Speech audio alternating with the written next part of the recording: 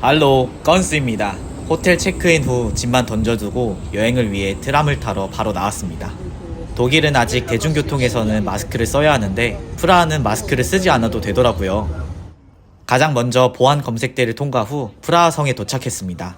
이날 분명 날씨가 좋을 것으로 예보됐었는데 도착하자마자 흐리더라고요. 그래도 다행히 비는 안 왔습니다. 입구를 통해 성 내부로 들어오면 가장 먼저 큰 광장과 함께 특이한 깃발 하나가 보일 텐데요. 여러분 혹시 저 국기의 의미를 아시나요? 프라하 성 내부에는 체코 대통령의 집무실이 있다고 하는데요. 깃발에 걸린 국기로 대통령의 부재를 의미한다고 하더라고요. 광장 옆으로 이동하면 웅장한 고딕 양식의 건물이자 체코에서 가장 크고 가장 중요한 성당인 성 비투스 대성당이 맞이해줍니다. 이곳에서는 여러 명의 체코 왕, 성자들, 여주 등의 유골이 안치되어 있기도 해요. 미사를 볼 수 있는 성당 내부는 화려하게 장식되어 있는 스테인드 글라스와 곳곳에 조각상과 예술작품들도 놓여져 있습니다.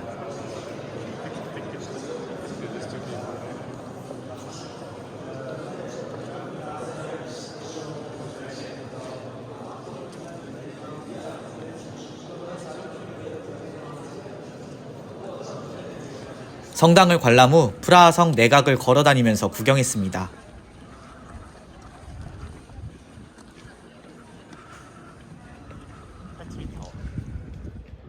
영상에 보이는 출입구가 체코 대통령이 출퇴근하는 정문이기도 하고요. 이 출입문을 통해 나가면 프라하 시내가 보이는 전경을 볼 수 있습니다.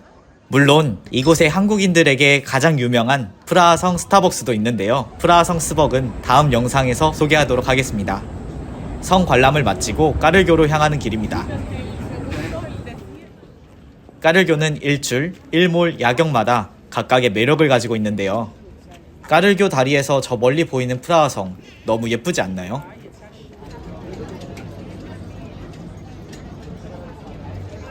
이건 2일차에 찍은 일몰인데요. 이날은 날이 좋아서 첫날보다 이뻤습니다. 그리고 마지막 날 아침에 찍은 풍경과 2일차 일몰 직전의 모습입니다. 저녁에 시간이 된다면 까르교와 프라하 성의 야경도 이쁘니 놓치지 마세요. 그리고 까르교 중간에 있는 얀 네포무츠키 신부의 구조물에 소원도 빌어보시기 바랍니다. 까르교에서 길 하나만 건너면 골목 투어도 할 수 있습니다. 여유있게 맥주를 마실 수 있는 곳도 있고 기념품 상점들도 다양하게 있습니다. 기념품 상점의 가격은 이 골목에 있는 상점들이 저렴한 편인 것 같더라고요. 그리고 이 골목 근처에는 하벨 시장도 가까이 위치해 있습니다. 이날은 금요일이라 좀 한적했지만 주말에는 시장이 시끌벅적하다고 하니 주말에 일정을 잡아보시는 걸 추천드립니다. 어느덧 2일차 아침이 밝았습니다. 아침 일찍 스카이다이빙을 한 후 어김없이 트람을 타고 이동합니다. 스카이다이빙 영상도 곧 업로드되니 기대해주세요. 프라하 하면 프라하성, 까르교 못지않게 랜드마크로 자리잡은 구시가지 광장에 있는 천문 시계탑을 보러 왔습니다. 11년 전엔 시계탑이 엄청 커 보였는데 지금 보니 아담한 느낌이 들었습니다. 그래도 풍경은 11년 전이나 지금이나 똑같이 예쁘더라고요.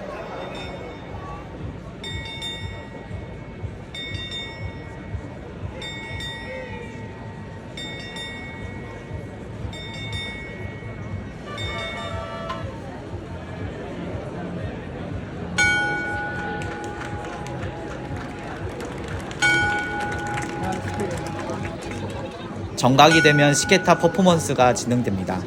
이것을 보기 위해 모든 사람들이 구경 준비를 하는데요. 이때 소매치기 필히 주의하셔야 합니다. 구시가지 광장 주변으로도 골목골목 상점들이 있습니다. 까르교 골목 상점과는 또 다른 느낌이니 천천히 즐겨보세요. 여행 내내 계속 까르교를 지나쳤는데요. 여유 있는 사람들의 모습이 느껴지시나요? 까르교 근처에 있는 존 레넌 벽을 구경하러 왔습니다. 최근 우크라이나 전쟁을 위로하고 응원하는 작은 메시지들도 있더라고요. 어서 빨리 종전이 돼서 우크라이나 시민들이 일상으로 잘 복귀하길 간절히 빌어봅니다. 존 레넌 벽은 생각보다 규모가 크지 않았는데요. 지금 영상에서 보이는 곳이 포토스팟의 가장 중심 자리입니다. 예전에는 한국어로 자유라고 써 있었다고 하는데 이번에는 사랑이라고 쓰여져 있더라고요. 혹시 발견하셨나요? 날도 좋고 시간도 남아서 다시 트람을 타고 프라하 시내가 보이는 프라하성에 다시 올라왔습니다. 첫날은 흐려서 조금 실망했었는데 이날은 만족했습니다. 이번엔 프라하성에서 까르교 쪽으로 이어지는 곳으로 내려와 봤습니다. 토요일이어서 그런지 많은 작품을 판매하는 사람들, 악기 연주를 하는 사람들, 여행 및 여가 생활을 즐기는 사람들이 많더라고요.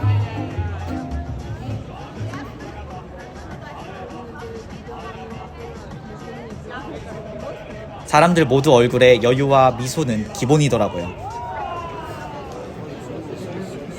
마지막 날 저녁은 구시가지 광장으로 이동해서 광장에 있는 맥주집에서 맥주를 마셨습니다. 여행할 때는 시간이 너무 빨리 지나가더라고요. 너무 아쉬웠습니다. 돌아오지 않을 것만 같았던 마지막 날 아침이 밝았습니다. 기념품을 사기 위해 잠시 구시가지 광장을 또 방문했는데요. 마라톤 대회를 하고 있는 모습을 보았습니다.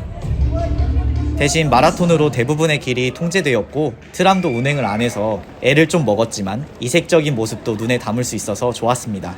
체크아웃까지 시간이 남아서 마라톤 구경을 하며 마지막으로 주변 거리를 구경했습니다. 그리고 프라하에는 이색적인 박물관인 섹스 박물관이 있다고 하는데 호기심이 있는 분들에겐 추천해봅니다. 마지막으로 격동의 근현대사의 주 무대였던 바츠라프 광장을 끝으로 다시 독일로 돌아가기 위해 프라하 중앙역으로 이동했습니다. 짧지만 강렬했던 3일간의 프라하 휴가, 독일에서 생활하며 쌓인 스트레스가 좀 풀렸던 시간이었습니다. 유럽은 코로나 일상 회복이 빨라지고 있는데요. 이제는 조금씩 이뤄보지 못한 유럽에서의 유럽 여행을 해보려 합니다. 어서 다시 대한항공이 프라하 직항을 재개해서 많은 한국분들이 프라하에서 여행을 즐길 수 있었으면 좋겠네요. 다음 영상으론 프라하 맛집을 소개할 예정이니 업로드 기대해 주시기 바랍니다.